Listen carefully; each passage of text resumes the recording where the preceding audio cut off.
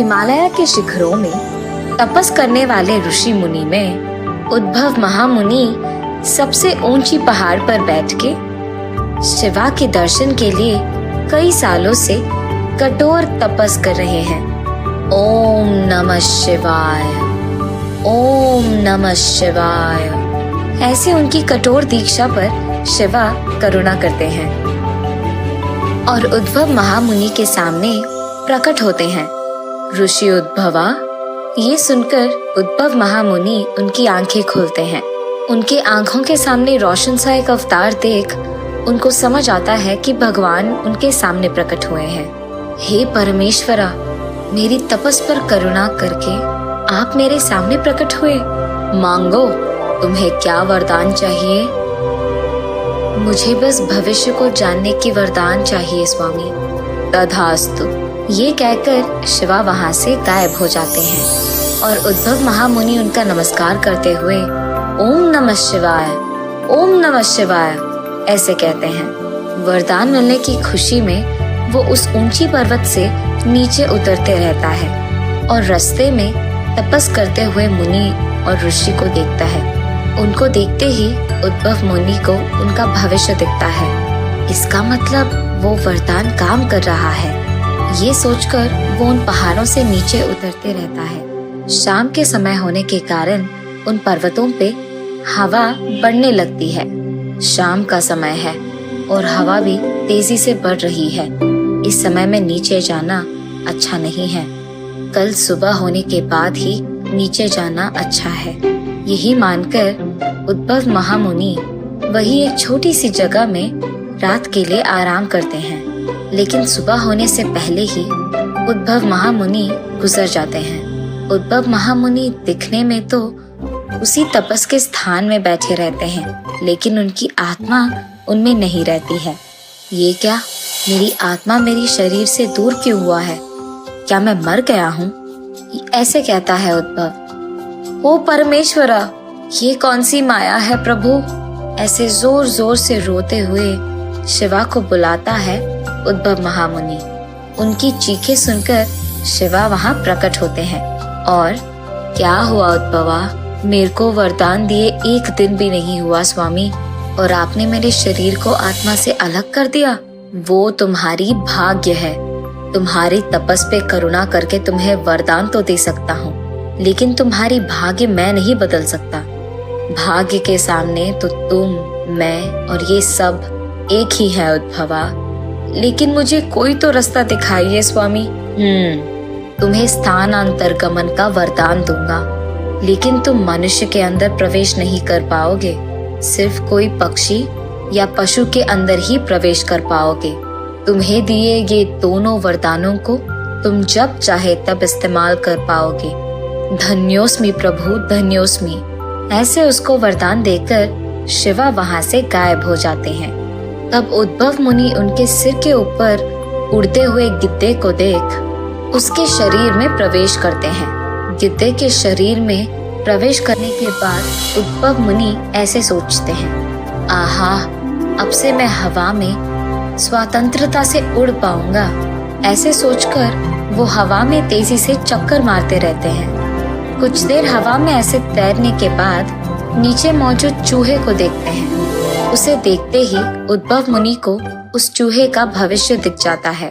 उसका भविष्य ये था कि वो इस मुनि का आहार बन जाएगा। अब मैं उस चूहे को कैसे खा पाऊंगा? ऐसे सोचते हैं। अरे रे, मैं खुद भूल गया, मैं तो गिद्धे के शरीर में मौजूद हूँ ना। गिद्धे का आहार तो चूहा ही है, इसलिए मुझे ये शरीर नहीं चाहिए। ये कहकर वो हवा से नीचे आकर पेड़ पे मौजूद तोते को देख उसके शरीर में प्रवेश करते हैं उद्भव मुनि। तोता तो अच्छा आहार खाएगा और शिकार करने की जरूरत भी नहीं है। ये कहकर वहां से उड़ने लगते हैं। तोते के शरीर में मौजूद उद्भव महामुनि उड़ते उड़ते एक पेड़ पे बैठते हैं। उसके बाद वो इधर उधर देखने लगते हैं। तब उनके सामने एक बूढ़ी औरत दिखाई देती है। उस औरत को देखते ही उद्भव मुनि को उनका भविष्य नजर आता है और कुछ ही देर में उस बूढ़ी औरत के घर में चोर आने वाले हैं। ये उद्भव मुनि को दिख जाता है। अरे रे, बेचारी बूढ़ी औरत, कुछ भी करके इनकी सहायता करना होगा मुझे।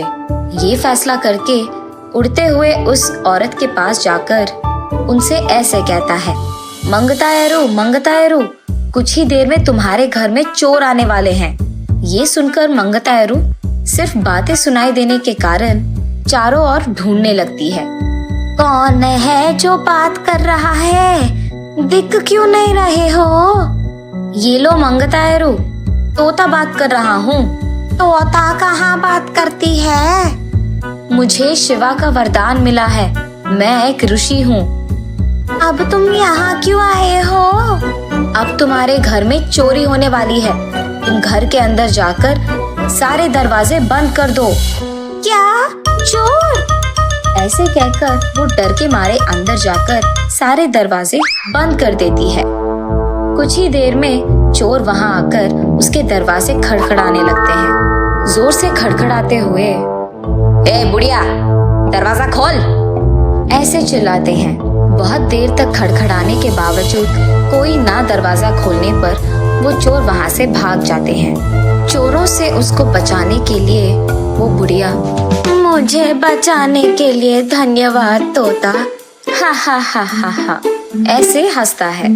ये लो, ये अनार खाओ, और तुम्हें जब भी किसी चीज की जरूरत पड़ी तो मेरे पास आओ, मैं दूंगी।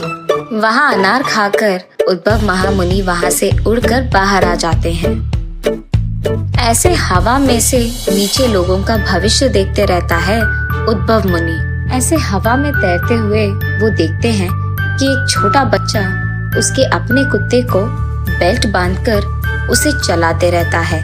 उस बच्चे की भविष्य देख उद्भव मुनि उसके पास जाकर, सुनो बेटा, अब ये कुत्ता तुम्हें काटेगा। ये तो हमारी कुत्ता है, ये हमें नहीं काटेगा। और क्योंकि वो बच्चा खड़े रहता है, कुत्ता वही बैठ जाता है। नहीं बेटा, वो तुम्हें काटेगा। देखो वो कैसे सो रहा है, वो मुझे कुछ नहीं करेगा क्योंकि मैं उसका मालिक हूँ। बच्चे के ऐसे कहने पर उद्भव मुनि कुछ कहे बिना वही देखते रहते हैं। रास्ते में कुछ बच्चे बॉल के साथ खेलते रहते हैं। खेलते खेलते उस बॉल को वो उस बच्चे पे गिराते हैं। अचानक बॉल को अपनी ओर आते हुए देख वो बच्चा एक कदम पीछे रखता है। बैठे हुए उस कुत्ते के पूंछ पे कदम रखने के कारण उसे गुस्सा आता है और वो उस बच्चे को काट देता है। वो बच्चा रोते रहता है। ये देख उद्भव मुनि, मैंने तो पहले ही कहा था बेटा कि वो तुम्हें काटेगा। बच्चा रोते रहता है। उसे रोते देख उसके माँ बाप उसके पास आते हैं। क्या हुआ बेटा? इस कुत्ते ने मुझे काटा है। ऐसे रोते हुए, उस तोते का काम है ये सब। बच्चे की बातें सुनकर उसके माँ बाप उस तोते का पीछा करने लगते हैं, लेकिन तोते के रूप में मौजूद उद्भव मुनि वहाँ से बचकर हवा में उड़ने लगता है। अब क्योंकि तोते के रूप को संभाल नहीं पाए, उद्भव मुनि ऐसे कहते हैं, बाप रे, अब इसमें बहुत हो गया। ये कहकर वो एक अमीर आदमी के कुत्ते में प्रवेश करते हैं। उस कुत्ते के रूप में प्रवेश करके उद्भव मुनि बहुत आराम करते हैं। उसके मालिक उसका बहुत अच्छा ख्याल रखता है, लेकिन जब उद्भव मुनि उसके मालिक की भविष्य देखता है, उसे दिखता है कि उनको बहुत बड़ा नुकसान आने वाला है। लेकिन मुनि वो सब छोड़कर सिर्फ अपनी देखते हैं। सुबह उसका इतना ख्याल रखने वाला वही मालिक रात के समय में उसको सोने के लिए ठंड में छोड़ देता है। लेकिन उद्भव मुनि उस सब का ख्याल करे बिना बाहर एक अपनी स्थान देखकर वही सो जाते हैं। उस रात उसके घर में चोरी होता है और चोर सारे उसके पैसे, सोना, जेवर सब ले जाते हैं। सुबह होते ही उसका मालिक सब कुछ खोने के गम में बैठकर रोते रहता है। कुत्ते के रूप में मौजूद उद्भव मुनि सुबह उठते ही आराम से उसके मालिक के पास जाता है। उस कुत्ते को देख मालिक, मैं तुम्हें हर रोज खिला रहा हूँ और तुम चोरी होते के समय भी मुझे कुछ नहीं कह पाए। ऐसे कहकर क्रोध में उसे लकड़ी लेकर बहुत मारते हैं। कुत्ते के रूप में मौजूद उद्भव मुनि भागने लगते हैं। अंत में उद्भव मुनि ऐसे कहते हैं, हे ईश्वरा, आपके बातों के अनुसार ही भाग्य से कोई बच नहीं सकता।